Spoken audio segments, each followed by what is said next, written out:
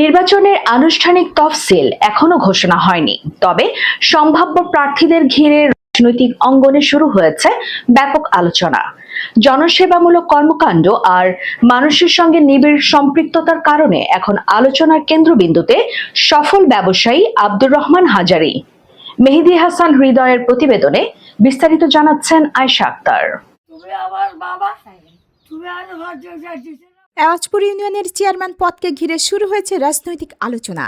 সম্ভাব্য প্রার্থী হিসেবে আলোচনায় রয়েছেন সফল ব্যবসায়ী ও সমাজসেবক আব্দুর রহমান হাজারী। দীর্ঘদিন ধরে এলাকায় বিভিন্ন সামাজিক ও মানবিক কর্মকাণ্ডে সক্রিয় রয়েছেন তিনি। স্থানীয় মানুষের সমস্যা সমাধান এবং জনসেবামূলক কাজে নিয়মিত অংশ নিয়ে ইতোমধ্যেই নজর কেড়েছেন অনেকের। আব্দুর রহমান হাজারী বলেন, মানুষের সেবা করাই তার মূল লক্ষ্য।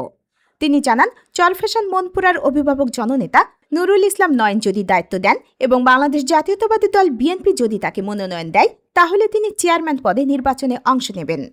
তবে দলের সিদ্ধান্তই তার কাছে চূড়ান্ত। নির্বাচনকে সামনে রেখে মানবিক কর্মকাণ্ড পরিচালনার অভিযোগও নাকচ করেছেন তিনি।